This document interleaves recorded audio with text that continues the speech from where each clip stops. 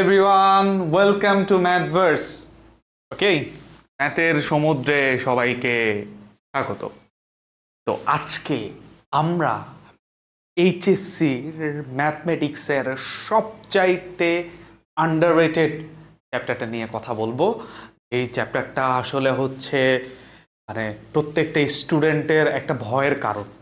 তাদের কাছে মনে হয় যে এই চ্যাপ্টারটা অনেক কঠিন, এই চ্যাপ্টারটা স্কিপ করব, এবং এইচএসসিতে হচ্ছে কেউ চাইলে এই চ্যাপ্টারটা স্কিপ করতে পারে, বিকজ আরও চ্যাপ্টার থেকে আসলে অ্যান্সার করার সুযোগ থাকে। তো এটা হচ্ছে যে এই চ্যাপ্টারটাকে কেন আন্ডাররেটেড বললাম, কেন আসলে হচ্ছে এই চ্যাপ্টারে সবার এত ভয়, এত ভীতিটা আসলে হচ্ছে কেন আমি জানি না, কেন আসলে হচ্ছে তারা এটাকে এত ভয়ের চোখে দেখে। বাট ট্রাস্ট মি, এই চ্যাপ্টার থেকে সহজ চ্যাপ্টার এই সেকেন্ড পেপারে আর একটাও নাই। কেন বলতেছি? কারণ এই চ্যাপ্টারের অলমোস্ট 80% জিনিস আমরা ফিজিক্সের ভেক্টরে এবং নিউটনিয়ান মেকানিক্সে আসলে টুকিটাকি দেখে আসছি। এই চ্যাপ্টারটা নতুন করে শেখার কিছু নাই। এই চ্যাপ্টারে যা কিছু আছে সব কিছু আগে থেকেই জানি। তার মানে এখন তুমি চিন্তা করো যে একটা চ্যাপ্টারের যা কিছু আছে সব কিছু তুমি আগে থেকেই জানো, তাহলে সেই চ্যাপ্টারটা কঠিন কিভাবে হলো? মোটেও কঠিন না।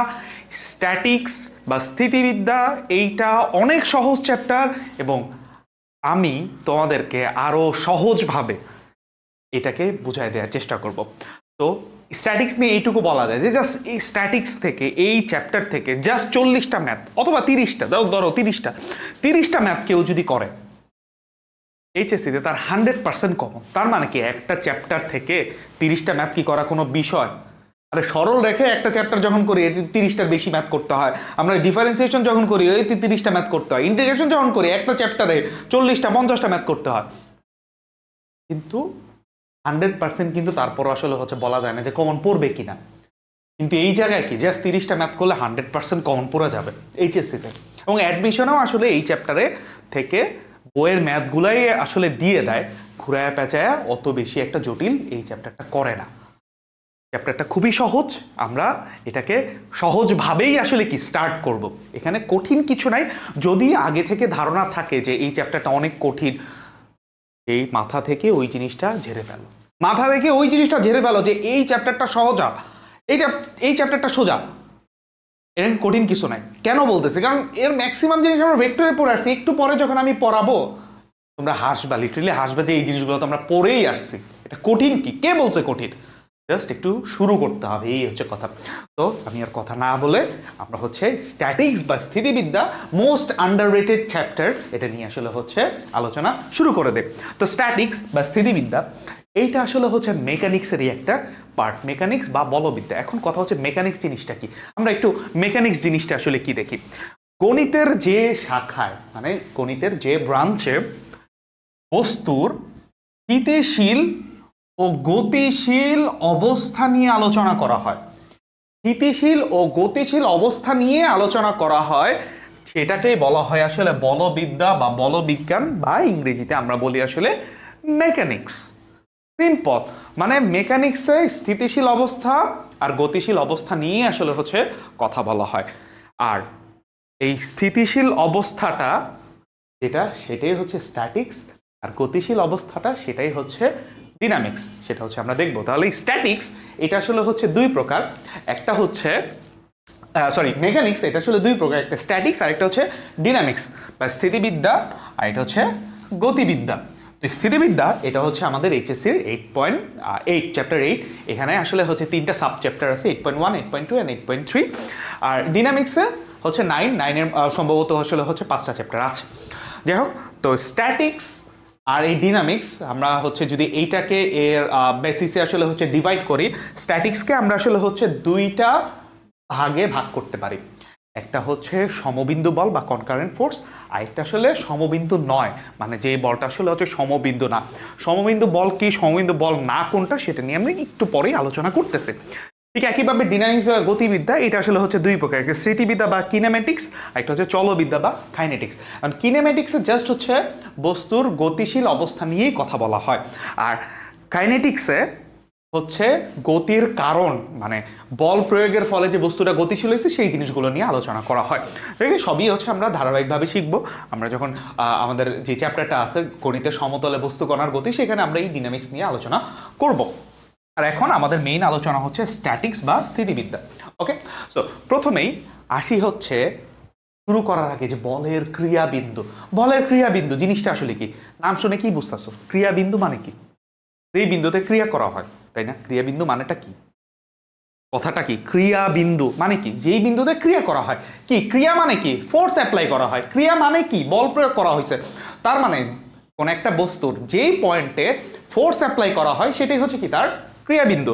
তার মানে ধরো হচ্ছে আমাদের এখানে একটা অবজেক্ট আছে, একটা ইট আছে, হ্যাঁ, এই ইটকে হচ্ছে তুমি এই বরাবর কি করলা? একটা লাথি মারছো, আস্তে করেই মারছো, বেশি জোরে মারলে তো তোমারই অসুবিধা হবে। তার মানে এই লাথিটা গিয়ে লাগছে ইটের এই জায়গাতে, তাহলে এটাই হচ্ছে কি বলের ক্রিয়াবিন্দু। খুব স্বাভাবিক। আর তাহলে এইটুকু ক্লিয়ার, ক্রিয়াবিন্দু কি? যেই পয়েন্টে ফোর্স অ্যাপ্লাই করা হয় এটাই আসলে বলের ক্রিয়াবিন্দু। তার মানে এই জায়গাতে আসলে হচ্ছে বলের ক্রিয়াবিন্দু। এখন এই জায়গা থেকে আমরা আরেকটা জিনিস একটু শিখে রাখবো, সেটা হচ্ছে ক্রিয়ারেখা। হ্যাঁ, ক্রিয়ারেখা। ক্রিয়ারেখা এটা অ্যাকচুয়ালি কি? এটা আসলে হচ্ছে ডিরেকশন, মানে আমি যেই দিকে ফোর্সটা অ্যাপ্লাই করতেছি এর ডিরেকশনটা আসলে কোন দিকে। তো এটাই আসলে অ্যাকচুয়ালি ক্রিয়ারেখা। যেমন এই দিক বরাবর বল প্রয়োগ করছি, তাহলে এর ক্রিয়ারেখাটা আসলে হচ্ছে এই যে এটা, এটা হচ্ছে তার ক্রিয়ারেখা। মানে আমি এই দিক বরাবর ফোর্স অ্যাপ্লাই করছি, কিন্তু ক্রিয়ারেখাটা বা বলের ডিরেকশনটা আসলে এই দিক বরাবর, এটা হচ্ছে ক্রিয়ারেখা। তার মানে আমরা ক্রিয়াবিন্দু বুঝলাম, আমরা ক্রিয়ারেখা বুঝলাম। ক্রিয়ারেখাটা মানে ডিরেকশনটা, ফোর্সটা কোন দিকে অ্যাপ্লাই করছে, শেষ। এইটুকু, খুবই সিম্পল না? সিম্পল কি না? ক্রিয়ারেখার তাহলে ক্রিয়াবিন্দুটা কি? এই বিন্দুতে ফোর্স অ্যাপ্লাই করা হয়েছে সেটাই কি ক্রিয়াবিন্দু। তাহলে ক্রিয়ারেখাটা কি? ওই যে ফোর্সের ডিরেকশনটাই হবে আসলে হচ্ছে তার ক্রিয়া রেখা। ওকে, এরপরে আমরা একটা মজার একটা জিনিস দেখবো, যে বলের ক্রিয়াবিন্দুর স্থানান্তর বিধি। ওই যে লেখা পরে দেখবো নামটা কি? বলের ক্রিয়াবিন্দুর স্থানান্তর বিধি। তার মানে এটা আসলে কি মিন করে? বলের ক্রিয়াবিন্দুকে আমরা স্থানান্তর করতে পারি, এটাই হচ্ছে কথা। এখন ওই যে আমরা হচ্ছে যদি এক্সাম্পলটা টানি এই জায়গাতে, এখানে সেই ইট ছিল, এই ইটের আসলে হচ্ছে আমরা এই দিক বরাবর ফোর্স অ্যাপ্লাই করছি। তো আমি হচ্ছে আগে একটু ক্রিয়াবিন্দুটা একটু দিয়ে রাখি, সরি ক্রিয়া রেখাটা কি হচ্ছে দিয়ে রাখি। এইটা হচ্ছে তার ক্রিয়া রেখা। এটা কি? এটা হচ্ছে এই ক্রিয়া রেখা, ক্রিয়া রেখা। এখন ফোর্স অ্যাপ্লাই করছি হচ্ছে এই যে এইভাবে, এই বরাবর আসলে হচ্ছে আমি ফোর্স অ্যাপ্লাই করছি। তাহলে এই যে বিন্দুটা এটা আসলে হচ্ছে এই যে ইয়েলো কালারের যে ডটটা, এটা আসলে হচ্ছে ক্রিয়াবিন্দু, আর এটা হচ্ছে ক্রিয়ারেখা। এখন বলের ক্রিয়ারেখার বা ক্রিয়াবিন্দুর স্থানান্তর বিধি এইটা কি? এই বিধিটা আসলে এই ক্রিয়াবিন্দুটা এইখান থেকে আমি ক্রিয়ারেখা বরাবর স্থানান্তর করতে পারি, এবং করলে এই বস্তুর ওপর আমি যে বল অ্যাপ্লাই করছি, যে ফোর্স অ্যাপ্লাই করছি, সেটা আসলে কোনো পরিবর্তন হবে না। মানে জিনিসটা আলটিমেটলি এর রেজাল্টটা যা হওয়ার কথা ছিল সেটাই হবে। তার মানে এই বরাবর ক্রিয়াবিন্দুটা এখান থেকে আমরা যদি চাই ক্রিয়াবিন্দুটাকে এখান থেকে সুইচ করে আমরা এই যে এই দিকে নিয়ে আসতে পারি, তার মানে এই পয়েন্টটা আমি এখন এই যে এই জায়গায় নিয়ে আসছি, তার মানে আমি ক্রিয়াবিন্দুটাকে এ থেকে এই বিতে নিয়ে আসছি। তাহলে এই জায়গাতে যেই পরিমাণ ফোর্স অ্যাপ্লাই করা হয়েছে এটা আসলে হচ্ছে একই রকম থাকবে, কোনো কিছু চেঞ্জ হবে না। তার মানে এটাই আসলে বলের ক্রিয়াবিন্দুর স্থানান্তর বিধি। মানে ক্রিয়াবিন্দুটাকে আমি ক্রিয়ারেখা বরাবর স্থানান্তর করতে পারি। আমি কিন্তু ক্রিয়াবিন্দুটাকে এখান থেকে এখানে নিয়ে যেতে পারবো না, আমি কিন্তু এখানে সি পয়েন্টে ক্রিয়ারেখাটাকে টানতে পারবো না। এটা এখানে যে কথা, আমি যদি এদিক থেকে নেই এটা কিন্তু হবে না, ক্রিয়ারেখা বরাবর হতে হবে। এই যে ক্রিয়ারেখা বরাবর হতে হবে, ক্রিয়ারেখা বরাবর আমরা এই বলের ক্রিয়াবিন্দুটাকে কি করতে পারি? স্থানান্তর করতে পারি। ঠিক একইভাবে ধরো এই দিক থেকে এখন দিয়ে দিলাম, এটাও আসলে হবে না। ক্রিয়ারেখা বরাবর এটাকে কি স্থানান্তর করতে পারি। তো এটাই আসলে হচ্ছে সংজ্ঞা, যে যদি কোনো বল কোনো জড় বস্তুর কোনো বিন্দুতে ক্রিয়া করে, এই যে যেমন একটা বল, আমি হচ্ছে জড় বস্তুর, এটা একটা ইট ধরে নিলাম, এটার এ বিন্দুতে ক্রিয়া করে, তাহলে বস্তুটা তার ক্রিয়ারেখার অপর যে কোনো বিন্দুতে, ক্রিয়ারেখার এই যে ক্রিয়ারেখার অপর যে কোনো বিন্দুতে প্রয়োগ করলেও ফলাফল সব ক্ষেত্রে একই হবে, রেজাল্ট সবসময় একই হবে, চেঞ্জ করা যায়।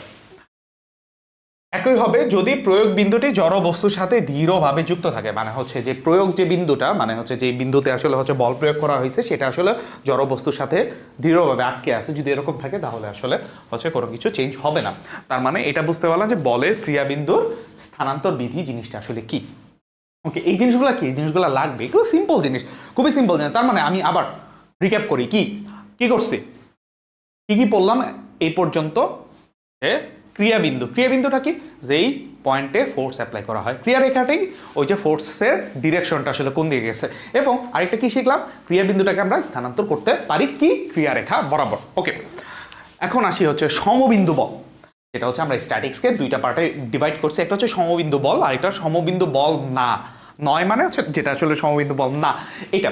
এখন এই সমবিন্দু বল বা কনকারেন্ট ফোর্স জিনিসটা কি, সমবিন্দু বল নাম শুনে কি বুঝতেছো, যে বাংলাতে নাম শুনে কি বুঝতেছো, কনকারেন্ট ফোর্স অথবা নাম শুনে না বুঝা গেল, সমবিন্দু বল নাম শুনে কি বোঝা যাচ্ছে, যে বলগুলো আসলে কি সমবিন্দু। সমবিন্দু মানে কি, একটা বিন্দুতে ক্রিয়া করতেছে, তার মানে সবগুলা বল একটা বিন্দু থেকে যাচ্ছে বা একটা বিন্দু থেকে আসলে একটা বিন্দুতে আসলে ক্রিয়া করতেছে, তাই না? এইটাই যে একাধিক বলের ক্রিয়ারেখা, একাধিক বলের যে ডিরেকশনটা ক্রিয়ারেখা যদি একটা বিন্দুতে মিলিত হয় তাহলে ওই বলগুলাকে বলা হয় আসলে সমবিন্দু বল। তার মানে দেখো, তার মানে হচ্ছে সেম, আমরা হচ্ছে এই অবজেক্টটা চিন্তা করি, এখানে হচ্ছে সেই একটা ইট আছে এবং এই ইটের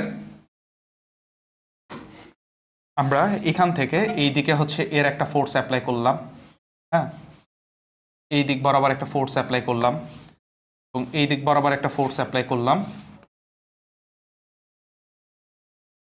একটা ধরো আসলে হচ্ছে এই যে এই দিক বরাবর একটা ফোর্স অ্যাপ্লাই করলাম।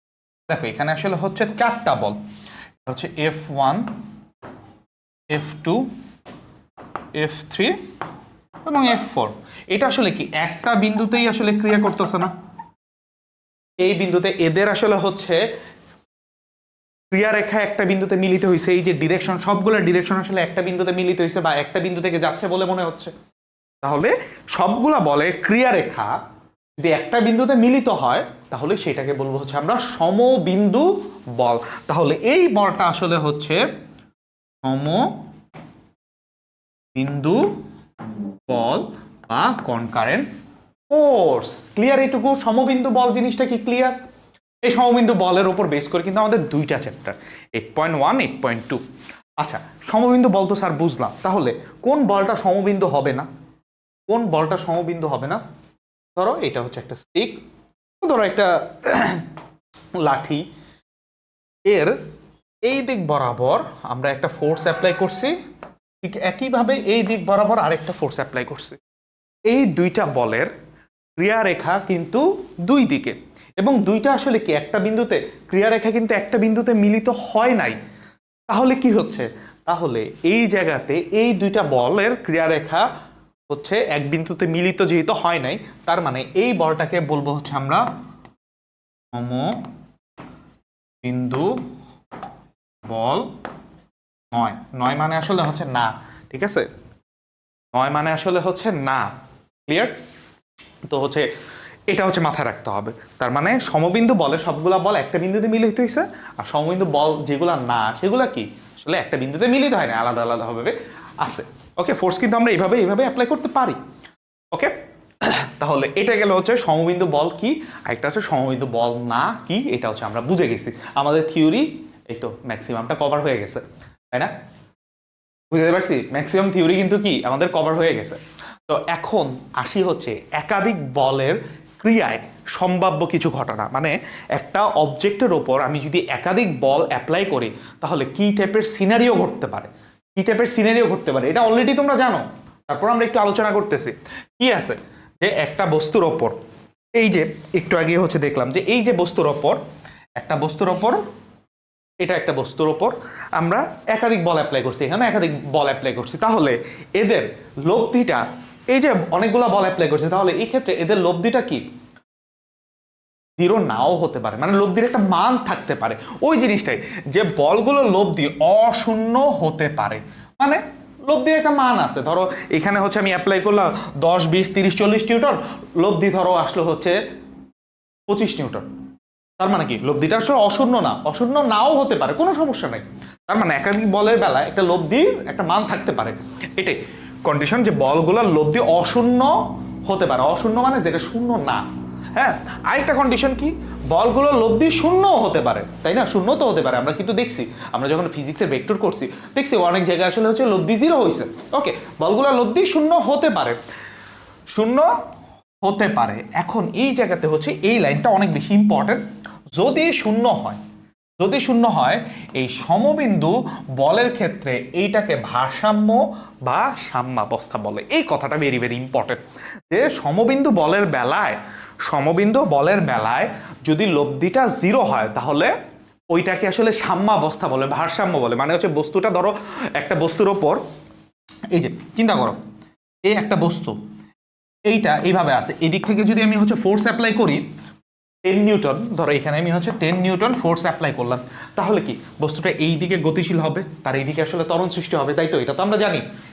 এখন এর অপোজিটে, অপোজিটে আমরা যদি আসলে হচ্ছে 10 নিউটন ফোর্স অ্যাপ্লাই করি, তার মানে এইদিকে সে 10 নিউটনে টানতেছে, এইদিকে সে 10 নিউটনে টানতেছে, তাহলে এই বস্তুটা এই জায়গা থেকে কি 1 ইঞ্চিও নড়বে? 1 ইঞ্চও নড়বে? নড়বে না। তার মানে সে নড়বে না মানে কি, সে আসলে ভারসাম্যে আছে, সে ওই জায়গাতেই আছে, সে সাম্যাবস্থায় আছে। কথা কি বুঝতে পারছি? তার মানে সাম্যাবস্থায় যদি থাকে, তার মানে কি এদের লব্ধিটা কি হবে? এদের লব্ধি কি আমরা জানি? আমরা জানি সামুদ্রিক সূত্র থেকে আসলে কিন্তু আমরা বের করতে পারি যে এই এর মধ্যবর্তী অ্যাঙ্গেল কত, 180 ডিগ্রি। তাহলে লব্ধি কি হবে? P minus Q. 10 থেকে 10 বাদ দাও, 0।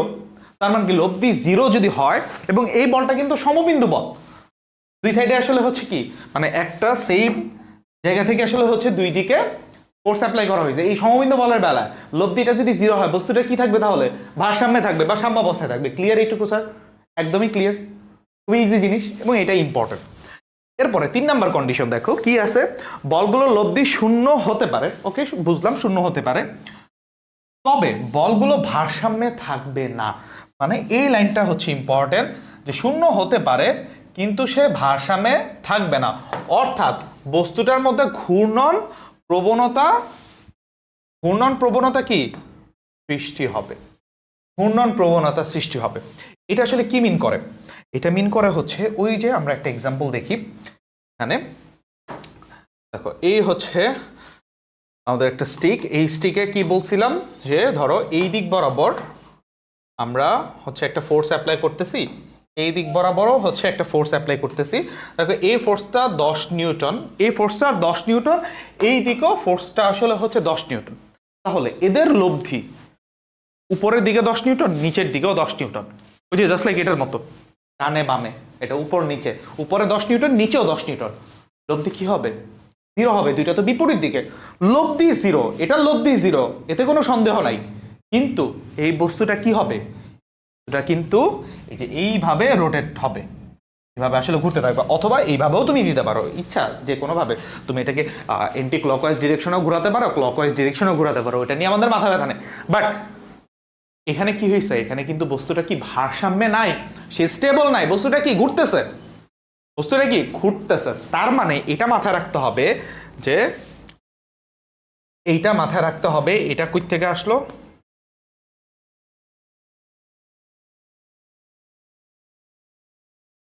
আচ্ছা এটা ওই নিচেরটাই ওই সাইডে চলে গেছে, আমি কাটতে পারতেছি না, হোয়াট এভার, এটা ক্ষমা সুন্দর দৃষ্টিতে আপনারা দেখবেন, এটা আসলে নিচে। যাই হোক, তার মানে কোন বলের বেলায় লব্ধি 0 হলেও বস্তুটা ভারসাম্যে থাকবে না, সেটা কি? এটা কি বল? সমবিন্দু বল না। তার মানে এই সিনারিওটা কার জন্য?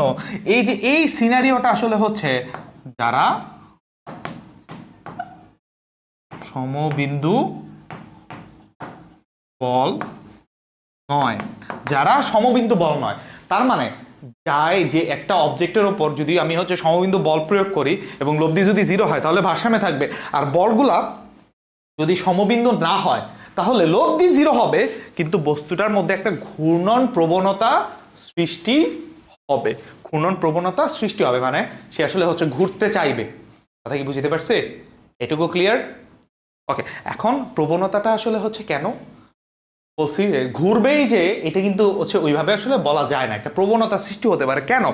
ধরো হচ্ছে একটা ইটই ধরো, তুমি একটা ইট না, ধরো এরকম একটা হচ্ছে লোহা, এরকম একটা হচ্ছে পুরো একটা বড় আছে লোহার একটা হচ্ছে পাত, হ্যাঁ, তো এটার এই একদিকে 10 নিউটন আর একদিকে 10 নিউটন বল দিছে, এটা জীবনেও ঘুরবে না, জীবনেও ঘুরবে না। 10 নিউটন এটা তো কিছুই করা যাবে না। ধরো এটার যে ওয়েট, এটার ওয়েটই ধরো আসলে হচ্ছে যদি ম্যাচ ধরো, ম্যাচ হচ্ছে ধরো 100 কেজি, ঠিক আছে, তাহলে ওয়েট তো আসলে হচ্ছে 9800, কি বলতেছে 9800, 980, 980 নিউটন হয়ে যাবে এটার ওয়েট। 10 নিউটন বল দিলে এটা কিচ্ছু যায় আসে না। কথা কি বুঝতে পারছি? 10 নিউটন বল দিলে কিচ্ছু যায় আসে না। তার মানে কি তখন এটা আসলে ঘুরবে না, কিন্তু এর মধ্যে আসলে ঘূর্ণন প্রবণতাটা সৃষ্টি হবে, আর একটু বাড়াই দিলে বাড়াইতে বাড়াইতে তখন একটা সময় গেলে দেখা যাবে যে এটা আসলে হচ্ছে ঘুরবে। ক্লিয়ার? এটুকু বুঝতে পারছি? তার মানে আসলে হচ্ছে একাধিক বলের ক্রিয়ারেখায় সম্ভাব্য যে ঘটনা সেটা হোপফুলি আপনারা ক্লিয়ার, হোপফুলি আপনারা ক্লিয়ার। ওকে, ক্লিয়ার এইটুকু? আচ্ছা,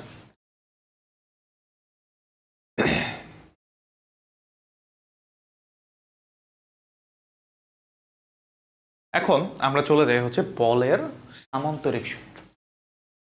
বলের সামান্তরিক সূত্র এটা কি ঠিক আমরা জানি না, আমরা জানি কি না বলের সামান্তরিক সূত্র? কই পড়ছি, কই পড়ছি মনে আছে? ভেক্টরে পড়ছি, তাই না? ভেক্টর কিন্তু এমন একটা চ্যাপ্টার, যেই চ্যাপ্টারটা আমরা কিন্তু সবাই আসলে হচ্ছে কম বেশি এইটা একটু ভালো পারি, এবং এই স্থিতিবিদ্যার জন্য যে ভেক্টর পুরাটা পারতে হবে বিষয়টা কি ওরকম না, পুরাটা পারতে হবে না, কতটুকু পারলেই হবে, কতটুকু পারলে হবে। ওই যে ভেক্টরের যে হচ্ছে 5টা বিধি, লব্ধি বের করার সাধারণ সূত্র, ত্রিভুজ সূত্র, তারপর হচ্ছে বহুভুজ, বহুভুজটা যদি এখানে লাগবে না, সামান্তরিক সূত্র, উপাংশ সূত্র, এটা কি লম্বাংশ সূত্র, লম্বাংশ যদিও আমরা এখানে পড়বো, কোনো সমস্যা নেই, আমরা সবই এখানে পড়বো, বাট এগুলা জানলেই হয়ে যাবে। এইগুলা কি, এটা জানলেই হয়ে যাবে, আর কিচ্ছু না। তো এখন আসি হচ্ছে বলের সামান্তরিক সূত্র। কি লিখে দিছি যে দুইটা বলের ক্ষেত্রে। এখন সামান্তরিক সূত্রটা আমরা কম বেশি সবাই জানি, কিন্তু তারপরেও হচ্ছে আমরা এখানে একটু দেখবো যে সামান্তরিক সূত্রটা দেখতে কেমন, দেখতে কেমন। হ্যাঁ, সামান্তরিক সূত্র কি বলছে, সামান্তরিক সূত্রটা আসলে হচ্ছে কি বলছে মনে আছে কারো? হ্যাঁ, মনে আছে কারো সামান্তরিক সূত্রটা কি ছিল? হ্যাঁ, সামান্তরিক সূত্রটা কি ছিল এটা কি কেউ বলতে পারবা?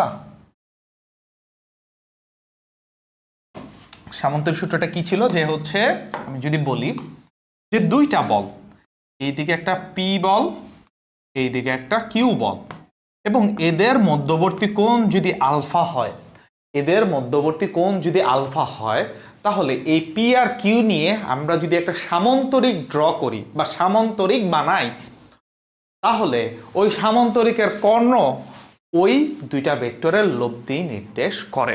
তাহলে কর্ণটা কি? কর্ণটা আসলে হচ্ছে এইটা, এটা হচ্ছে আর, হ্যাঁ, এটা আসলে হচ্ছে কিউ আসবে, ওই যে ভেক্টর দিলে ভেক্টর, ঠিক আছে। তাহলে এই কর্ণটা হচ্ছে এদের লব্ধি নির্দেশ করবে, পি প্লাস, তাই না? এইটাই তো ছিল, এইটাই। আর কিছু কি আছে? কিচ্ছু আছে? কিচ্ছু না। এরপরে তোমরা আসলে হচ্ছে জানো যে লব্ধির মান আর equals to root over P square plus Q square plus 2p Q cos alpha. থিটার ভ্যালু কি? ওই যে থিটার কি হলো লব্ধির ডিরেকশনটা, এই যে এইটা আসলে হচ্ছে সেই theta. Theta is equal to tan theta equals to কার সাথে উৎপন্ন করছে? ওই যে মনে আছে, যার সাথে থিটা কোণ সে হবে সিঙ্গেল, তার মানে পি, এরপরে কিউ cos আলফা, উপরে হবে কিউ sin আলফা। এটাই তো পড়ছো, এইটাই এখানে লাগবে, আর এক্সট্রা কিচ্ছু লাগবে না। কথা কি বুঝতে পারছি? ওই ফর্মুলাই, বাট আমরা একটু এটাকে একটু অবজার্ভ করব, একটু অন্যভাবে একটু অবজার্ভ করব। কিভাবে? আমরা হচ্ছে এই একটু ফাঁকে দিয়ে হচ্ছে যারা ভেক্টরের ডট গুণন পারি না, এটা একটু ডট গুণনটা শিখে নেই। ডট গুণনটা কি মনে আছে, যে দুইটা ভেক্টর, এ একটা ভেক্টর আর বি একটা ভেক্টর, এদেরকে যদি ডট গুণন করি, ভেক্টরের গুণন আসলে দুই প্রকার, একটা ডট আর ক্রস। ডট আর ক্রস, আর ডট গুণনের ফলে যে রেজাল্টটা আসে সেই রেজাল্টটা কি স্কেলার রাশি। স্কেলার রাশি বলে দিচ্ছি, কিন্তু অনেক কিছু বলে দিচ্ছি, ভেক্টরে কিন্তু হয়ে যাবে। আর ক্রস গুণনে কি হয়, স্কেলার ক্রস গুণনে হয় ভেক্টর রাশি, ডট গুণনে হয় স্কেলার রাশি। ওকে, তাহলে এ ডট বি দুইটা ভেক্টর, একটা ভেক্টর এ একটা ভেক্টর বি, এটাকে যদি আমরা ডট গুণন করি কি হবে, রেজাল্টটা কি মনে আছে, এটা হয় আসলে হচ্ছে এ B cos theta. A B cos theta, এই থিটাটা কি, থিটাটা আসলে এ আর বি এর মধ্যবর্তী কোণ। থিটাটা এই যে এখানে আসলে হচ্ছে, আমি একটু বলে দেই, থিটাটা আসলে হচ্ছে এ আর বি এর মধ্যবর্তী কোণ। এটাকে এই যে এইভাবে লেখে, এ এরপরে হচ্ছে এই যে এইভাবে একটা সাইন, এরপরে আসলে বি, এটা মিন করে আসলে হচ্ছে অ্যাঙ্গেল। এ আর বি এর মধ্যবর্তী কোণটা আসলে থিটা। তার মানে দুইটা ভেক্টরকে আমি যদি ডট গুণন করি, রেজাল্টটা কি হবে, এ বি কস থিটা, যেখানে এ আর বি, থিটাটা কি এ আর বি এর মধ্যবর্তী অ্যাঙ্গেল, তাই না? এইটুকু তো হচ্ছে আমরা এই যে দেখো, এখন আমরা একটু ছোট করে ডট গুণনটাও শিখে ফেললাম, তাই না? এখন ডট গুণন যেহেতু শিখছি, এই জায়গাতে আমরা একটু ডট গুণনটা অ্যাপ্লাই করে কিছু একটা করব, বা কঠিন কিছু করব না, ওই যে finally R square equals to P square plus Q square plus 2p Q cos alpha, সেটাই আনবো। কিন্তু ছোট্ট একটা কাজ করব, কি, R equals to P plus Q, এটা তো বুঝাইতে পারছি যে দুইটা ভেক্টরের লব্ধি আসলে আর হবে, তাহলে এই আর হবে এই দুইটা ভেক্টরের যোগফল। আর ওই যে R equals to root over P square, এটা তো ভেক্টর, এটা কি, এটা একটা ভেক্টর রাশি, এর মানও আছে দিকও আছে, সেই মানটা আমরা বের করব, দিকটাও হচ্ছে আমরা বের করব, কোনো সমস্যা নেই। এখন এর সাথে আমরা আসলে কি করলাম, এই আর ভেক্টরটারই হচ্ছে ডট গুণন করলাম, এই আর এর সাথে আর ডট গুণন করছি। তাহলে আর এর সাথে আর ডট গুণন করা মানে এই পাশে যদি আর ডট গুণন করি, এই পাশে অবভিয়াসলি আর ডট গুণন করতে হবে, তাই তো, এটাই তো, এই পাশে আর ডট গুণন করছি, এই পাশেও তাহলে কি আর ডট গুণন করা যায়, একই কথা।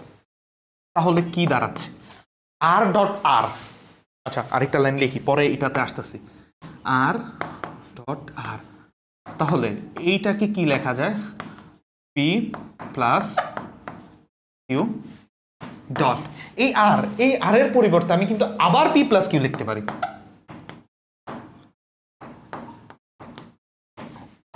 লেখা যায় না, লেখা যায় কি না, যায় কি, এই আর এর পরিবর্তে আবার পি প্লাস কিউ লিখছি, এটার সাথে ডট গুণন।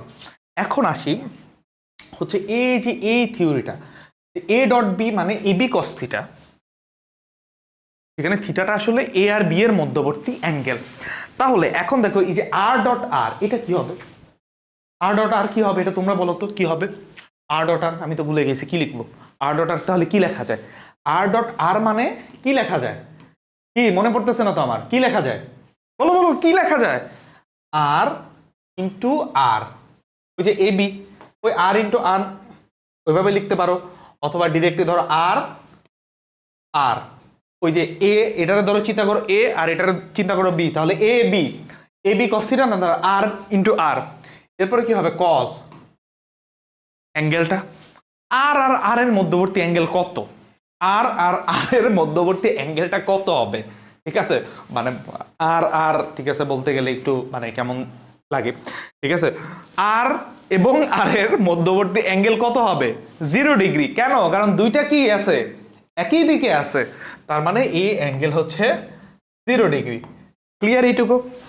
এখন কি, এইটা দিয়া মানে হচ্ছে ওই যে গুণ করব, ছোটবেলায় যেভাবে গুণ করছি, এইটা দিয়ে এই দুইটারে গুণ প্লাস এইটা দিয়ে আবার এই দুইটারে গুণ, তাহলে পি দিয়ে যদি পি প্লাস কিউ রে মাল্টিপ্লাই করি, তাহলে এখানে আসতেছে P dot P plus P dot Q, কি করছি আমি, পি দিয়ে মাল্টিপ্লাই করছি, ডট গুণন করছি আর কি, কিউ দিয়ে আবার হচ্ছে ডট গুণন করব, তাহলে কিউ দিয়ে এটারে গুণ করলে আসলে হচ্ছে কিউ ডট পি, এরপরে আস্তে আস্তে হচ্ছে কিউ ডট, এটা কি বুঝতে পারছো, সিম্পলি আমরা জাস্ট গুণ করছি আর কিচ্ছু করিনি, কিন্তু আমরা বিশ্বাস করো কিচ্ছু করিনি, জাস্ট হচ্ছে গুণ করছি, তাই না, এটাও বুঝতে পারছি। এখন হচ্ছে ভ্যালুগুলা লিখি, ভ্যালুগুলা তাহলে কি হবে, cos 0 ডিগ্রি ভ্যালু কত, cos 0 ডিগ্রি ভ্যালু কত মনে আছে না ভুলে গেছো, ক্যালকুলেটর খুঁজতেছো, ক্যালকুলেটর হচ্ছে এই ভ্যালুগুলো আসলে একটু মনে রাখতে হবে।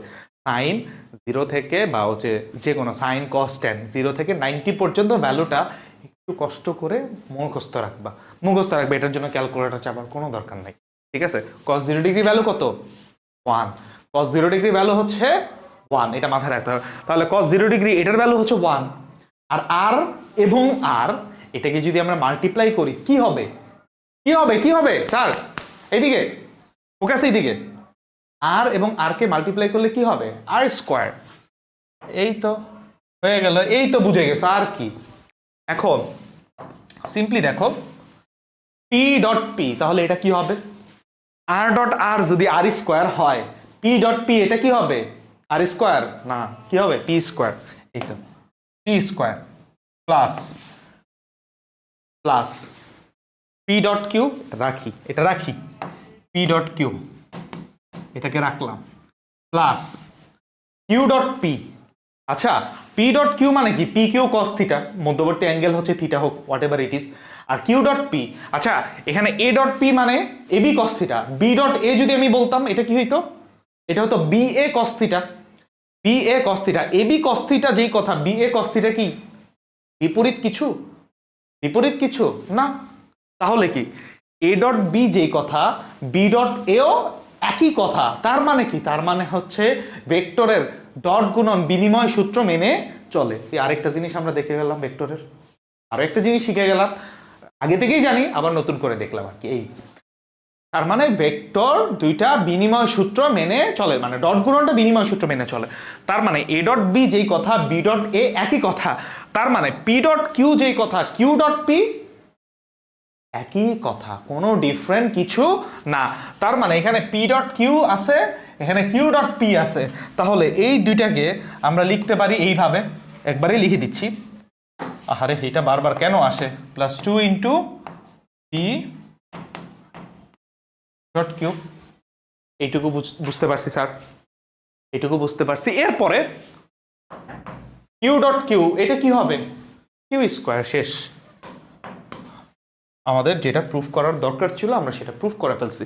তার মানে এটাকে একটু সুন্দর করে লিখি, R square equals to P square plus Q square plus 2 into P dot Q. এবং এই জিনিসটা হচ্ছে আমরা মনে রাখবো, এইটা হচ্ছে আমরা মনে রাখবো। Clear sir? স্যার এইদিকে এইদিকে এইদিকে ফোকাস, এইদিকে ফোকাস। দূরে চলে গেলে সমস্যা। তাহলে R square equals to P square plus Q square equals to into 2 P dot Q. এরপরে হচ্ছে তোমরা লেখো না এরকম যে R square equals to P square plus Q square plus 2 P Q cos. P আর কিউ এর মধ্যবর্তী অ্যাঙ্গেল কত? ওই যে এখানে তো আছে, পি আর কিউ এর মধ্যবর্তী angle theta. Theta alpha, alpha এখানে কিন্তু থিটা না। পি আর কিউ এর মধ্যবর্তী অ্যাঙ্গেল কি? আলফা। এই তো হয়ে গেছে। তারপরে আর কি? আর মানে রুট ওভার ওইটা, আর স্কোয়ারই রাখলাম, রুট ওভারটা আর দেখানোর দরকার নেই। বাট বুঝাতে পারছি, এটাও যেমন ফর্মুলা, এটাও যেমন ফর্মুলা, এর উপরেরটা ওইটাও হচ্ছে একটা ফর্মুলা। ক্লিয়ার? এবং এই দুইটাই হচ্ছে আমরা মনে রাখবো, এই দুইটাই হচ্ছে আমরা মনে রাখবো, এই দুইটাই আসলে হচ্ছে ইম্পর্টেন্ট, দুইটাই হচ্ছে ইম্পর্টেন্ট। এরপরে থিটাটা কিভাবে বের করতে হয়? থিটাটা আসলে হচ্ছে ওই বের করা যায় এইভাবে, আসলে ডট গুণন হিসাব নিকাশ করে বের করা যায়। বাট আমরা আসলে হচ্ছে থিটাটা জাস্ট নর্মালি যেভাবে মনে রাখতাম যে থিটাটা কার সাথে উৎপন্ন করছে? অ্যাঙ্গেল পি, তাই পি হবে সিঙ্গেল। কি মনে আছে? এই যে ট্যান থিটা যার সাথে করছে অ্যাঙ্গেল সে হবে সিঙ্গেল, তাই না? এরকমই তো পড়ছি। তাহলে কি এটা হবে পি প্লাস এটা হবে কিউ, এখানে আসবে কিউ। ট্যান মানে কি? ট্যান মানে আসলে হচ্ছে সাইন বাই কস। আর এখানে যেহেতু থিটা দিছে, আর একটা অ্যাঙ্গেল এখানে বাকি আছে, একটা থিটা বসাইছে, আর একটা অ্যাঙ্গেল এখানে আছে, কি সেটা? আলফা।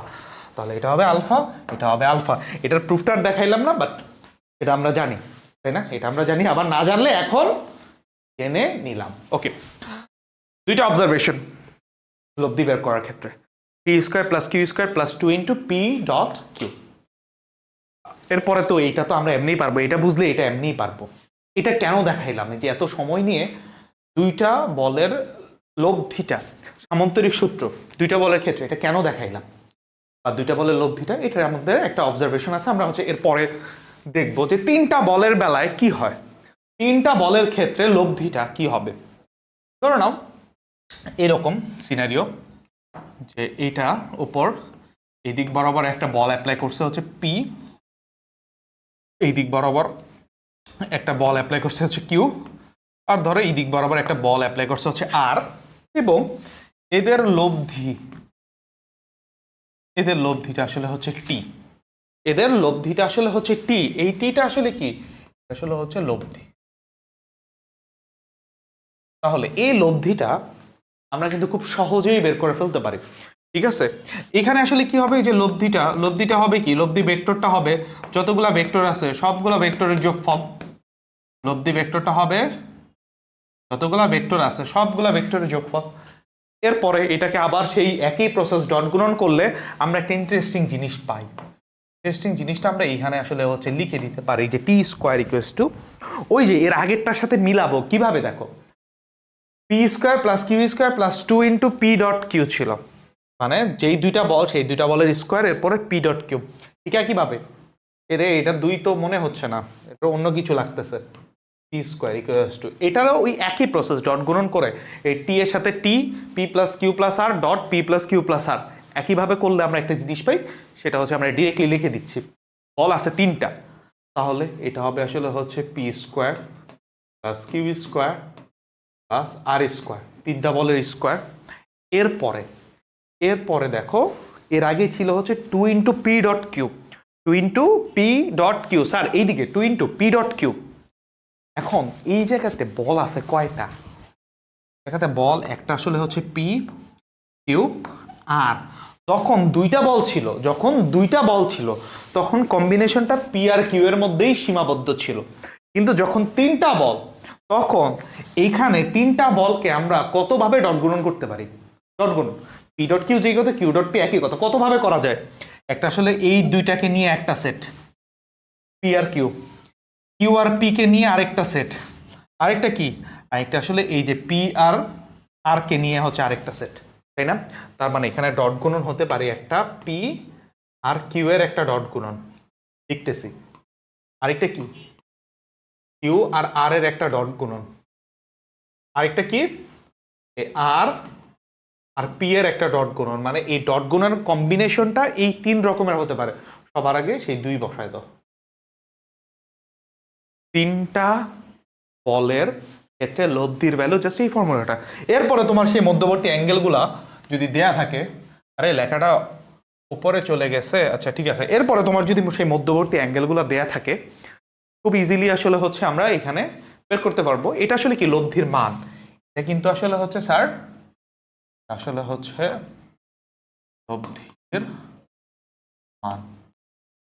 এখন কেউ একজন টুস করে প্রশ্ন বলে তাহলে স্যার এটা দিয়ে আসলে হচ্ছে দিকটা কিভাবে বের করব, দিক বের করার বেলায় এইভাবে করতে গেলে আসলে অনেক কমপ্লিকেশন আসবে।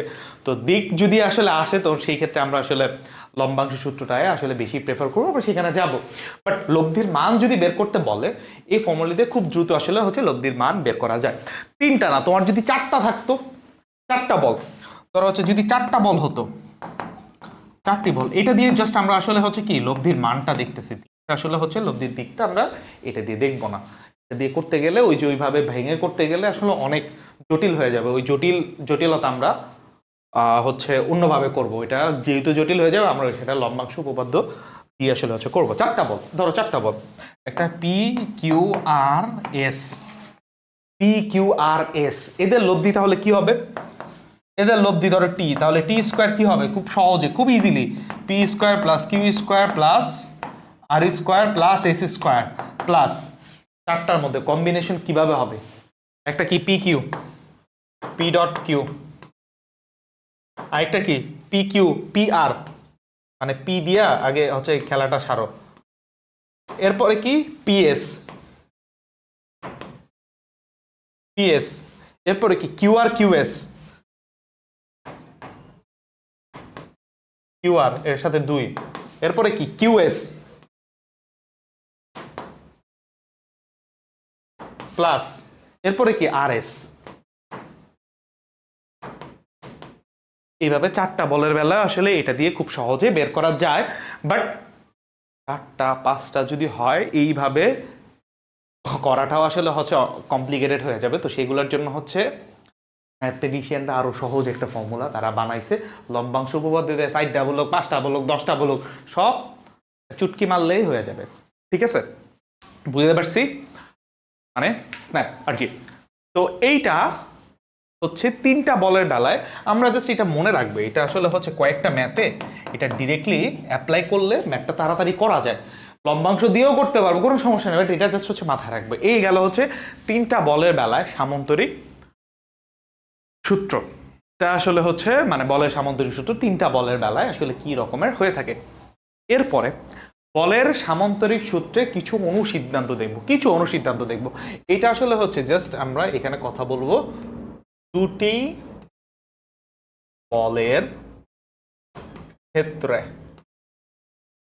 বলের ক্ষেত্রে আমরা কিছু সিনারিও নিয়ে কথা বলবো, কিছু কেস দিয়ে কথা বলবো, অনুসিদ্ধান্ত আসলে কি রকমের হতে পারে, মানে কি কি টাইপের সিদ্ধান্তে আমরা আসতে পারি। আমাদের যে ফর্মুলাটা ছিল সেটা আমি একটু লিখি, যে আর ইকুয়ালস টু, ধরো আরই লিখছি, root over square plus Q square plus 2pq cos alpha, এটাই তো ছিল ফর্মুলা, এটাই তো ছিল। থিটাটা হচ্ছে পরে আসতেছি, আচ্ছা ঠিক আছে রাখি, ট্যান থিটা ইকুয়ালস টু কি, থিটাটা ওই যে ধরে নাম পি এর সাথে উৎপন্ন করছে, P plus Q cos alpha Q sine alpha, P আর কিউ এর সাথে উৎপন্ন করছে। এই দুইটা ফর্মুলা হচ্ছে আমরা জানি, এটা হচ্ছে আমরা জানি, এটা কি আমাদের জানা জিনিস। এখন এইখান থেকে আমরা আসলে হচ্ছে কিছু কেস নিয়ে কথা বলবো। কেস 1 হচ্ছে দুইটা বলের, যেহেতু আমরা দুইটা বলের জন্য চিন্তা করতেছি, তো দুইটা বল একই দিকে। এই কেস 1, দুটি বল একই দিকে ক্রিয়াশীল, একই দিকে ক্রিয়াশীল। তার মানে দুইটা বল যদি একই দিকে ক্রিয়াশীল থাকে, বা দুইটা বল আসলে হচ্ছে ধরো পরস্পর সমান্তরাল যদি বলি ডিরেকশনটা আসলে একই দিকে মিন করে, দুইটা বল পরস্পর সমান্তরাল বা দুইটা বল একই দিকে ক্রিয়া করে, তাহলে এই জায়গাতে একটা জিনিস আমরা জানি, সেটা কি সেটা কি আমরা বলতে পারবো কি কি হ্যাঁ ঠিক আছে, এই তো কি সেটা হচ্ছে মধ্যবর্তী অ্যাঙ্গেলটা হয় আসলে হচ্ছে 0 ডিগ্রি। দুইটা বল একই দিকে ক্রিয়া করলে এদের মধ্যবর্তী অ্যাঙ্গেল কি হয়, 0 ডিগ্রি। হ্যাঁ তুমি সঠিক বলেছো, ঠিক আছে, বুঝতে পারছি। তাহলে অ্যাঙ্গেল যদি 0 ডিগ্রি হয়, তাহলে এইটাকে আমরা যদি এইখানে পুট করে দেই, তাহলে কি হবে, এখানে যদি পুট করি কি হবে, P square plus Q square plus 2pq cos 0, cos 0 value কত, cos 0 ভ্যালু কত, এটা কি আমরা জানি, আমরা কিন্তু একটু আগেও দেখছি cos 0 ভ্যালু কি 1, cos 0 ভ্যালু হচ্ছে 1, cos 0 ভ্যালু হচ্ছে 1। তাহলে 1 যদি হয় তাহলে কি দাঁড়াচ্ছে, r equals to P square plus Q square plus 2pq। এটা তাহলে কার সূত্র, P square plus Q square plus 2pq। এটা কি তোমরা মনে করতে পারো এরকম যে a square plus B square plus 2ab, কার সূত্র সেটা, a plus B whole square. তাহলে এখানে হবে তাহলে P plus Q whole square আর রুটটা স্কোয়ার রুট আর স্কোয়ার, এটা একে অপরকে কি করবে, ক্যান্সেল করে দিবে। তাহলে দাঁড়াচ্ছে আর, এটা ইকুয়ালস টু থাকতেছে পি প্লাস, তাহলে দাঁড়াচ্ছে R equals to P plus Q. তার মানে এখন যে লব্ধিটা পাচ্ছি সেটা আসলে বল দ্বয়ের যোগফলের সমান, এবং এই জায়গাতে যে লব্ধিটা, এইটা আসলে হচ্ছে আমরা বলি ম্যাক্স, মানে এইখানে যে লব্ধিটা আসে এই লব্ধিটা হয় সর্বোচ্চ, মানে সর্বোচ্চ লব্ধি, দুইটা বলের লব্ধি সর্বোচ্চ হতে পারে এদের যোগফলের সমান, ঠিক আছে। তার মানে এইটাকে আরেকটা বলে, এটাকে বলা হচ্ছে বৃহত্তম লব্ধি, বৃহত্তম লব্ধি, এই কথাটা মাথায় রাখতে হবে। তার মানে তোমাকে বললো যে দুইটা বলের বৃহত্তম, ধরো দুইটা বলের মান 10 নিউটন আর 5 নিউটন, বৃহত্তম লব্ধি তাহলে কত, 10 আর 5, তাহলে বৃহত্তম লব্ধি মানে কি এই দুইটার যোগফল, তাহলে 50 নিউটন হবে এদের বৃহত্তম লব্ধির মান। ক্লিয়ার এইটুকু, কেস 1টা কি ক্লিয়ার, একদমই পানির মতো সোজা, ঠিক আছে। বাই দ্য ওয়ে এই কথাটা একটা রূপক অর্থে ব্যবহার করা হয়, পানির মতো সোজা আসলে জিনিসটা মানে এইটা আসলে হচ্ছে ডাজন্ট মেক এনি সেন্স, পানির মতো সোজা, আসলে কেন বলা হয় পানির মতো সোজা কেন বলা হয়, কারণ হচ্ছে পানিটাকে সহজে গিলে ফেলা যায়, ঠিক আছে, মানে এখানে হচ্ছে ম্যাথটাকে আমরা সহজে কি গিলে ফেলেছি, ঠিক আছে। তো এর জন্য ম্যাথ হোক বা যেটাই হোক টিচার আসলে হচ্ছে বা আমরা পানির মতো সোজা যিনি কথাটা এই অর্থে ব্যবহার করি যে সহজে এটাকে গিলে ফেলা যায়, ঠিক আছে। কারণ এমন তুমি বলবা না যে আমার বিরিয়ানি গিলতে আসলে হচ্ছে সুবিধা হয় পানির থেকে, তাই এটা আসলে হচ্ছে পসিবল না, ঠিক আছে। পানি আসলে হচ্ছে গিলে ফেলাটা সবচেয়ে সহজ, এর জন্য আসলে হচ্ছে আমরা বলি পানির মতো সোজা। যাই হোক, হোয়াট এভার, কেস টু এরকম, যদি বলদ্বয় বিপরীত দিকে ক্রিয়া করে বা বলদ্বয় বিপরীত দিকে ক্রিয়াশীল, মানে তুমি টানতেছো, তোমার বন্ধু এই দিক দিয়ে টানতেছে, কি তুমি এই দিক বরাবর টানতেছো, তোমার বন্ধু এই দিক বরাবর টানতেছে, হ্যাঁ, দুটি বল বিপরীত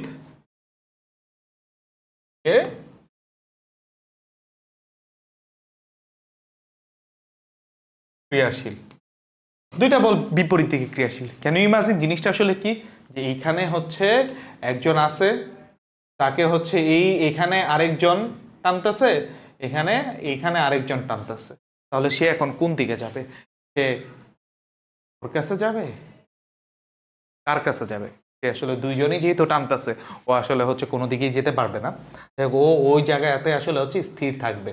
যাই হোক, যদি দুইটা বল বিপরীত দিকে ক্রিয়া করে, মানে এই দিকে একটা আর এই দিকে একটা, দুইটা বল বিপরীত দিকে ক্রিয়া করে, তাহলে এদের মধ্যবর্তী অ্যাঙ্গেলটা কত, এদের মধ্যবর্তী অ্যাঙ্গেলটা কি হবে মনে আছে?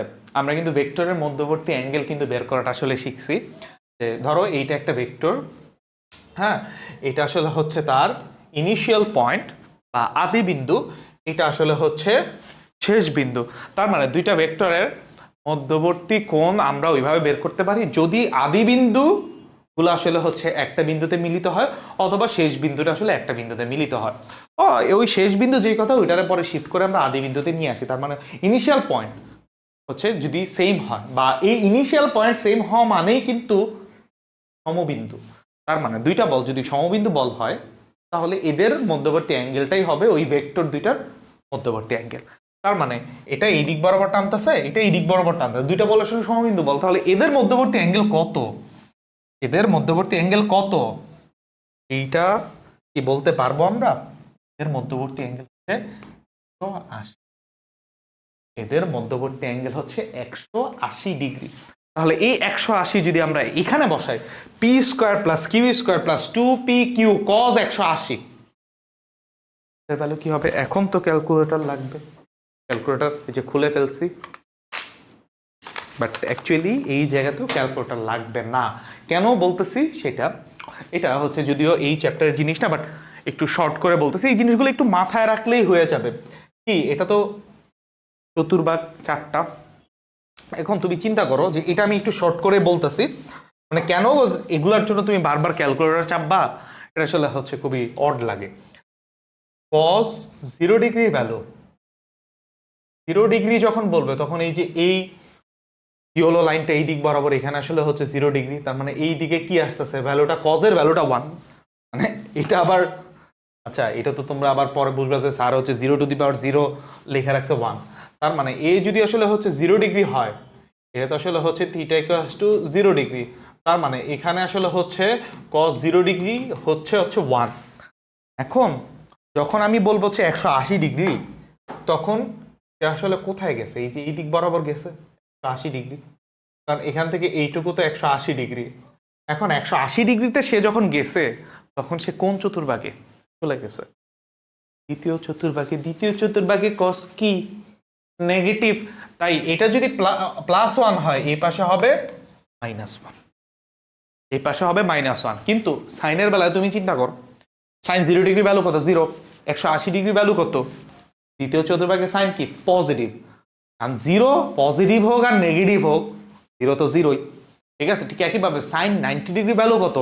1, কিন্তু সাইন যদি আমি হচ্ছে 270 ডিগ্রি বলি, 270 ডিগ্রি যদি বলি, এটা হচ্ছে 1, 270 ডিগ্রি নিচের দিকে, নিচের দিকে কি সাইন কি তৃতীয় চতুর্ভাগে, ধরো তৃতীয় চতুর্ভাগটাই ধরলাম আমরা, তৃতীয় চতুর্ভাগে সাইন কি নেগেটিভ, তাই 270 হবে -1, কিন্তু 90 হবে +1। এটা জাস্ট হচ্ছে সিম্পল কমন সেন্স আমরা অ্যাপ্লাই করে এটা আসলে হচ্ছে বের করতে পারি। এটা দেখ দিয়ে মুছে দিলাম, এটা আমাদের টপিক না, বাট বুঝতে তো পারছো কজ 180 ডিগ্রি হবে তাহলে -1। যদি -1 হয় তাহলে r হবে √p² + q² -2pq -2pq। তাহলে এটা কার সাথে মিলে? a² -2ab + b²। কার formula? a - b whole square. তাহলে এটা হবে p - q whole square. Square আর স্কয়ার রুট একে অপরকে ক্যান্সেল করে দিবে, তাহলে এখানে হবে r, এইটা হবে অ্যাকচুয়ালি p - q। এখন কথা হচ্ছে অনেকে বলবে স্যার এটা ডিফারেন্স, আমি ধরেই নিছি যে p is greater then q, ওই ডিফারেন্স দেওয়ার টাইম নাই, ঠিক আছে? আমি ধরেই নিছি p বড়, যে বড় হবে তার থেকে তুমি মাইনাস করবা, হোয়াট এভার ইট ইজ, তার মানে p - q। ক্লিয়ার এইটুকু? তার মানে এখন তুমি যে লব্ধিটা পাবা, এই লব্ধিটাকে আমরা বলি আসলে হচ্ছে মিনিমাম, বা এটা হয়ে যায় তখন সর্বনিম্ন লব্ধি। হ্যাঁ, সর্বনিম্ন লব্ধি।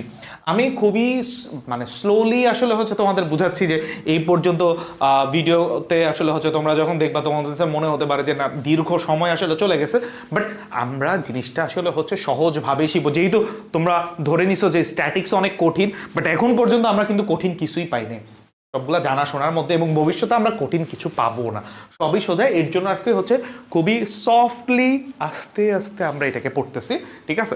তার মানে এইটা হবে আসলে হচ্ছে সর্বনিম্ন লব্ধি গেল আসলে হচ্ছে কেস 2। এরপরে কেস 3টা হচ্ছে যদি বলদ্বয় পরস্পর সমকোণে থাকে, বা দুইটা, একটা বল আরেকটা বলের উপর লম্ব হয়, অর্থাৎ এই জায়গাতে কিন্তু আলফা = 180 ডিগ্রি। এখন যদি হচ্ছে আলফা = 90 ডিগ্রি হলে, 90 ডিগ্রি যদি হয় আলফা যদি 90 ডিগ্রি হয় তাহলে কি হবে? তখন ওই যে cos 90 ভ্যালু কত? 0।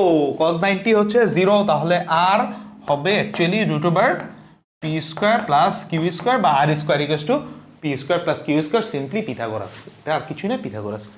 ওকে, তো এটা গেল আসলে হচ্ছে 3টা কেস। এরপরে আরো কেস আছে, এই 3টা কেসই আসলে হচ্ছে আমরা ফিজিক্সে দেখি। এখন হচ্ছে আমরা এক্সট্রা 2টা বোনাস কেস দেখব, 2টা বোনাস কেস দেখব। সেটা কি? কেস 4, যদি p = q হয়, মানে কি? দুইটা বল সমান, p আর q সমান যদি হয় তাহলে কি হবে, সিনারিওটা কি হবে সেটাই দেখব। এখন চিন্তা করো, দুইটা সমান, এই হচ্ছে এদের লব্ধি। আগে p দিতাম এই জায়গায়, এদিকে q ছিল, হোয়াট এভার, তার মানে এটা p হলে এটাও p, এদের লব্ধি আসলে r। হ্যাঁ, এখন লব্ধি যদি হয়, ওই যে হিসাব করো p² + p², তুমি লব্ধিটা আসলে খুব সহজে বের করতে পারো। আচ্ছা, আমরা লব্ধিটাই বের করি, আগে দেখাচ্ছি। r² = p² + p² + 2p × p × cos alpha. এদের মধ্যবর্তী কোণ আসলে আলফা, আমি বলে দিলাম আলফা কোণেই আছে, দুইটা সমান বল আলফা কোণে ক্রিয়াশীল। তাহলে দেখো r² এটা যোগ করলে হয় 2p² প্লাস এখানে আসলে আসে 2p² cos আলফা, তাই তো? এটাই তো। তাহলে এখন এই r² তুমি যদি 2p² কমন নাও, আসে হচ্ছে 1 + cos alpha, 1 + cos alpha, 1 + cos alpha, এটা। এখন এটার ফর্মুলা কি আমরা জানি? আমরা কি এটার ফর্মুলা জানি যে 1 + cos আলফা, এটার ফর্মুলা কি হবে? ত্রিকোণমিতির 2টা ফর্মুলা হচ্ছে সবচেয়ে বেশি ম্যাথে ইউজ হয়। এর মধ্যে একটা ফর্মুলা হচ্ছে 1 + cos আলফা, একটা হচ্ছে 1 - cos আলফা। এই দুইটা জিনিস একটু মনে রাখবো। আমরা ফর্মুলা জানি যে 1 + cos 2 আলফা, যে অ্যাকচুয়াল যেটা ফর্মুলা, এটা এখানে তো স্পেসই নাই, আমি কই দেখাবো তোমাদের? ধরো এখানে আমি হচ্ছে একটু দাগ দিয়ে দিলাম। অ্যাকচুয়াল যে ফর্মুলা 1 + cos 2 থিটা, এটা মানে আসলে হচ্ছে 2 cos স্কয়ার থিটা।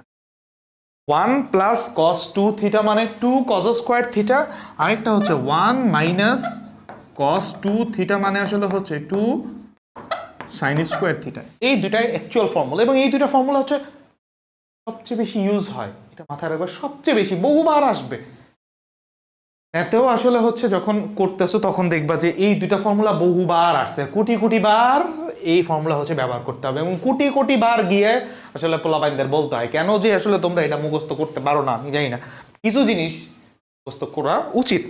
যাই হোক, এখন আবার বলতে আসে না কেউ যে মুখস্থ বিদ্যা প্রতিভাকে ধ্বংস করে, না মোটেও না, মুখস্থ বিদ্যা প্রতিভাকে ধ্বংস করলেও তোমার সাফল্যকে আটকায় রাখতে পারে না। কিভাবে? ওটা ইউনিভার্সিটিতে গেলে তুমি বুঝবা। যাই হোক, আমি হচ্ছে ওই একটা জায়গার কথাটাকে আমি একটু ঘুরাইয়া বলছি, বাট কেন এই কথাটা বলছি সেটা হচ্ছে তোমরা যখন ইউনিভার্সিটিতে যাবা তখন গিয়ে দেখবা যে যার মুখস্থ বিদ্যা যত ভালো তার সিজি তত হাই, ঠিক আছে, তার সিজিপিএ তত হাই, ঠিক আছে, এটা এই কথার মাহাত্ম্য তোমরা ইউনিভার্সিটিতে গেলে বুঝবা। এখন এই ইন্টার লেভেল পর্যন্ত মুখস্থ করলে সমস্যা আছে, বাট কিছু জিনিস মুখস্থ থাকাটা ভালো, এটা স্বাস্থ্যের জন্য ভালো। তাহলে 1 প্লাস cos 2 থিটা মানে 2 cos স্কয়ার থিটা, এটা ফর্মুলা মনে রাখবো। এবং এখানে যে মজার যে জিনিসটা, এখানে 2 থিটা থাকার কারণে, 1 প্লাস cos 2 থিটা থাকার কারণে এখানে হয়ে গেছে থিটা, মানে অর্ধেক হয়ে গেছে।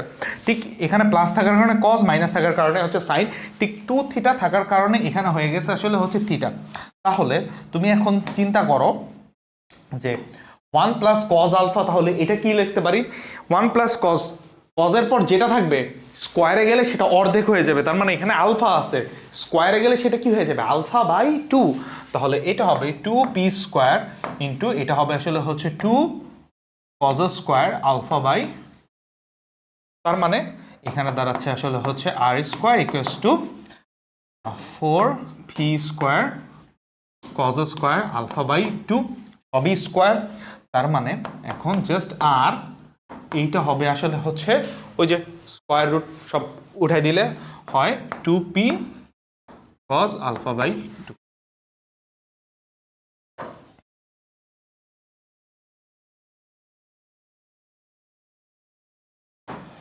এবং এই জিনিসটা স্যার, এই জিনিসটা হচ্ছে আমরা একটু মনে রাখবো, যদি সমান হয় তাহলে লব্ধিটা 2p cos alpha by 2 directly আসলে হচ্ছে আমরা এই যে এইভাবে দেখে দেখে সিম্পলি দেখে দেখে আসলে হচ্ছে বের করব। ঠিক আছে, এটুকু ক্লিয়ার?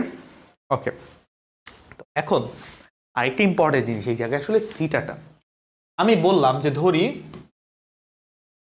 লব্ধিটা, আমি বললাম যে ধরি লব্ধিটা পি এর সাথে থিটা, এটা দেখতে খুবই বাজে হয়েছে, থিটা কোণে আছে। হ্যাঁ, আমি বললাম কি ধরি লব্ধিটা পি এর সাথে থিটা কোণে আছে, ধরি লব্ধিটা পি এর সাথে থিটা কোণে আছে, তার মানে এই জায়গাটা হচ্ছে আমাদের ইম্পর্টেন্ট জিনিস। বললাম যে লব্ধিটা পি এর সাথে থিটা কোণ আছে, এটা তো লব্ধি, তাহলে এর সাথে থিটা কোণে আছে।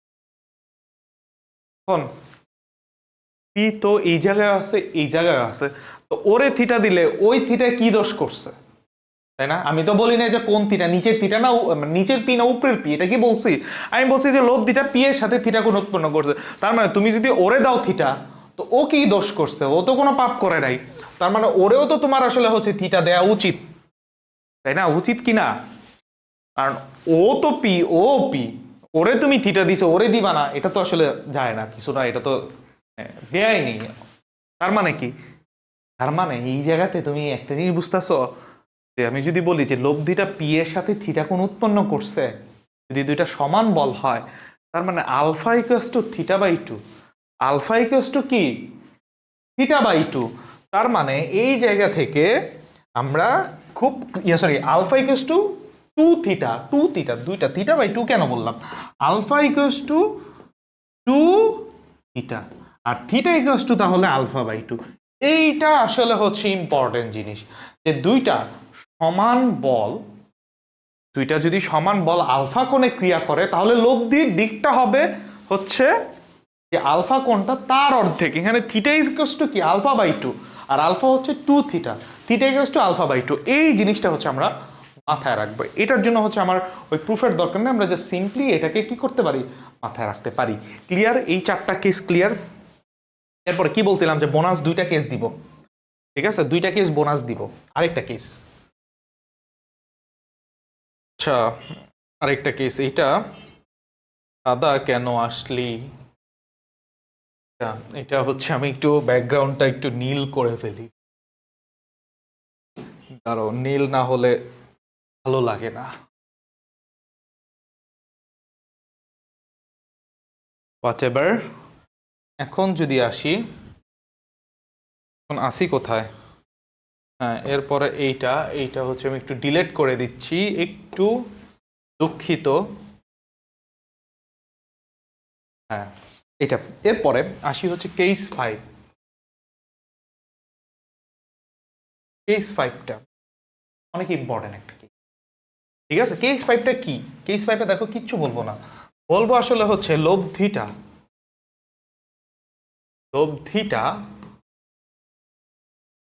ছোট,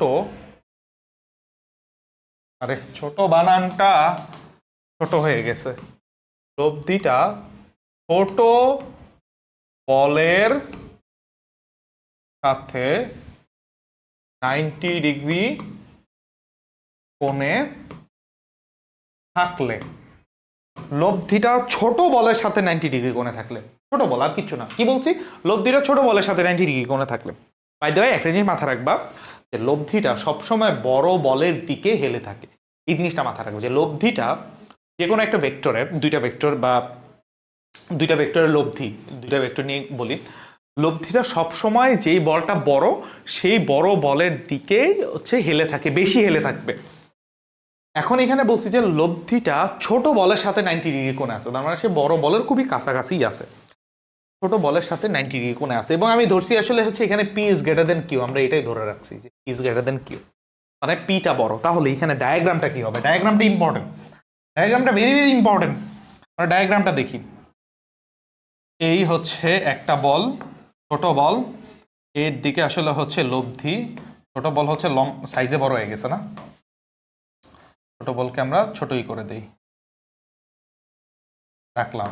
আর হচ্ছে এই দিকে দিলাম হচ্ছে সেই বড় বল, এই দিকে দিলাম হচ্ছে বড় বল। তাহলে এই দিকে আসলে হচ্ছে কিউ, এই দিকে আসলে, আরে এই দিকে আসলে হচ্ছে পি, আর এইটা হচ্ছে এদের লব্ধি, আর এখানে এইটা আসলে হচ্ছে 90 ডিগ্রি, এবং পি আর কিউ এর মধ্যবর্তী অ্যাঙ্গেল বরাবরই আলফা, পি আর কিউ এর মধ্যবর্তী অ্যাঙ্গেল বরাবরের মতোই আলফা।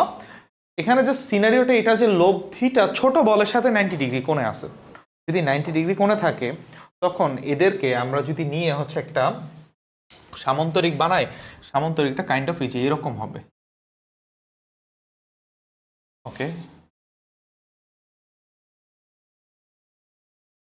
তার মানে এটা পি হলে এইদিকে এটাও আসলে হচ্ছে পি। তো তখন দেখো এটা যদি 90 ডিগ্রি, এটা আসলে একটা হচ্ছে কি সমকোণী ত্রিভুজ, আর যেখানেই সমকোণী ত্রিভুজ সেখানেই কি পিথাগোরাস চলে আসবে লাভ দিয়ে।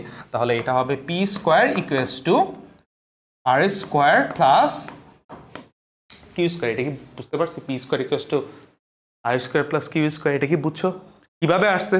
পিথাগোরাসের সূত্র তো জানো নাকি? না এটা হচ্ছে অসুবিধা? সুবিধা থাকলে কিন্তু বড় অসুবিধা। পিথাগোরাসের কি বলছে, যে কোন একটা সমকোণী ত্রিভুজের অতিভুজ স্কোয়ার ইকুয়ালস টু লম্ব স্কোয়ার প্লাস ভূমি স্কোয়ার। তাহলে 90-র বিপরীতটা সবসময় কি হয়? অতিভুজ। সমকোণের বিপরীতটা হয় অতিভুজ। তাহলে অতিভুজ কি? পি স্কোয়ার ইকুয়ালস টু এই লম্ব কার সাথে আছে? ভূমি আর মানে হচ্ছে এই যে ভূমি আর হচ্ছে উলম্ব, ঠিক আছে, এর সাথে তো 90 ডিগ্রি অ্যাঙ্গেল করছে। তাহলে এই কিউ স্কোয়ার আর আর স্কোয়ার, তাহলে P square equals to R square plus Q square. ঠিক আছে, 9-10-এ পড়ো নাই না? পিথাগোরাস পড়ো নাই? পিথাগোরাস না পড়লে কিন্তু সমস্যা। পিথাগোরাসের উপপাদ্য এটা হচ্ছে তোমাদের বাসায় টাচ থাকবে, পিথাগোরাসের উপপাদ্য মুখস্থ করবা, ঠিক আছে। তার মানে এখানে লব্ধিটা তাহলে কি দাঁড়াচ্ছে? R square equals to P square minus Q square, so therefore R equals to root over P square minus Q square. Okay, এটা গেল হচ্ছে লব্ধিটা। লব্ধিটা আসলে হচ্ছে বল দুইটার বর্গের বিয়োগফল এর সমান, মানে হচ্ছে রুট ওভার দিয়ে আসবে। বল দুইটার বর্গের বর্গমূলের সমান। আচ্ছা যাই হোক, এখন এখানে হচ্ছে আমাদের যে কথাটা, আমরা যদি এখানে থিটাটা বের করতে চাই, থিটা কিন্তু এখানে আসলে হচ্ছে থিটাটা কিন্তু 90 ডিগ্রি, এতে কোনো সন্দেহ নাই। তার মানে ওই যে আসি যে tan 90 ডিগ্রি, এটা ইকুয়ালস টু থিটা কার সাথে উৎপন্ন করছে? কিউ এর সাথে। তাই কিউ বেচারা সিঙ্গেল আর পি বেচারা হচ্ছে কি ডাবল না? আরে সাইন বাই কজ আলফা, তাই তো? সাইন বাই কজ, ঠিক আছে? আচ্ছা, তো এখন হচ্ছে কথা, tan 90 তো কি অসংজ্ঞায়িত, তাই না? tan 90 কি অসংজ্ঞায়িত, এটা তো আমরা জানি। tan 90 কে আমরা আসলে হচ্ছে 1/0 লিখতে পারি, 1/0 লিখতে পারি, যদিও লেখাটা ঠিক না, কিন্তু তারপরও আমরা আসলে হচ্ছে মাঝে মধ্যে ধার করে একটু লিখি। tan 90 মানে 1/0। ক্লিয়ার? এটাকে বুঝতে পারছি। আচ্ছা, তাহলে এটা দাঁড়াচ্ছে হচ্ছে P sine alpha divided by Q plus P cos alpha. By the way, এখানে তোমাদের মধ্যে একটা প্রশ্ন ছুড়ে দেই, সেটা হচ্ছে 1/0 তো অসংজ্ঞায়িত, এটা হচ্ছে আমরা জানি, কোনো কিছুকে 0 দিয়ে ডিভাইড করলে এটা আসলে কি হয়? অসংজ্ঞায়িত বা আনডিফাইন হয়ে যায়। 2/0 এটাও কি?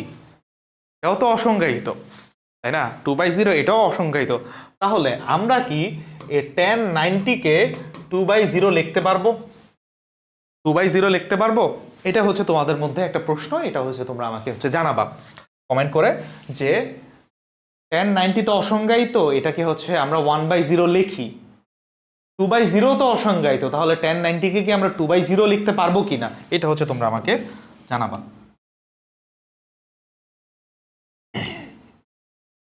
তাহলে এখানে আসি, হচ্ছে আমরা আড়াআড়ি গুণ করি, এটা হচ্ছে 0, তাহলে এই পাশে হচ্ছে Q plus P cos alpha, এইটা আসতেছে হচ্ছে 0, 1 এর সাথে এটা মাল্টিপ্লাই করলে তো এটা যা আছে তাই। তাহলে পি কজ আলফা এটা আস্তে আস্তে আস্তে মাইনাস কিউ, তাই না? কিউটা ওই পাশে গেলে হবে কি? Minus Q. তাহলে cos alpha minus Q by P, এটা মাইনাস কিউ বাই পি। তাহলে আলফা ইকুয়ালস টু কি? Cos inverse minus Q by P. এই জিনিসটাই হচ্ছে আমরা আনতে চাইছিলাম এবং এনে ফেলছি, যে লব্ধিটা যদি ছোট বলের সাথে 90 ডিগ্রি কোণে থাকে, তাহলে বড় বল আর ছোট বলের মধ্যবর্তী অ্যাঙ্গেল আলফা, সেটা কি হবে? সেটা হবে হচ্ছে কজ ইনভার্স মাইনাস ছোট বল ডিভাইডেড বাই বড় বল। এই জিনিসটা আমরা কোথায় দেখছি মনে আছে? আমরা কিন্তু ভেক্টরে দেখছি। কোথায়? এটা কি বুঝতে পারতেছো? এটা হচ্ছে ক্যাচ করতে পারতেছো? ওই যে স্রোত আর নদীর যে ম্যাথ করছিলাম, তখন এই জিনিসটা কিন্তু অ্যাপ্লাই করছি। কোথায় সেটা? সোজাসুজি নদী পার হওয়ার ক্ষেত্রে। কি সোজাসুজি নদী পার হওয়ার ক্ষেত্রে? মানে আমার যদি হচ্ছে ধরো এইখান থেকে আমি এইখানে যাব, যদি সোজাসুজি যাইতে চাই, মাঝিরে বললাম মাঝি আমারে ঠিক বরাবর একদম আমার নাক বরাবর সোজা যেখানে আছে সেখানে নামায় দাও, তাহলে কি সে কেমনে রওনা দিবে? সে রওনা দিবে হচ্ছে এই দিক বরাবর, সে স্রোতের ধাক্কায় ধাক্কায় এই দিক বরাবর আসবে। তখন এই যে লব্ধিটা স্রোতের বেগের সাথে 90 ডিগ্রি কোণ করে আছে, তখন কিন্তু আমরা ডিরেক্টলি এই ফর্মুলাটা ইউজ করেছিলাম, মনে আছে এইটুকু? তাহলে ওই জিনিসটা এখানে আসছে, নতুন কিন্তু কিচ্ছু নাই, যা আছে কি সবই হচ্ছে পুরাতন জিনিস।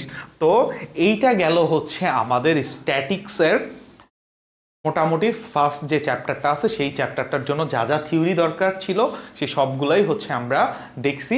এর পরবর্তী ভিডিওতে আমরা আসলে হচ্ছে এই স্ট্যাটিক্স রিলেটেড ম্যাথগুলো আসলে হচ্ছে সলভ করব, মানে স্ট্যাটিক্সের টাইপ ওয়াইজ ম্যাথগুলো আসলে আমরা সলভ করবো, এবং প্রত্যেকটা টাইপের আগে হচ্ছে আলোচনা করে করে আমরা আসলে হচ্ছে ম্যাথগুলো সলভ করব।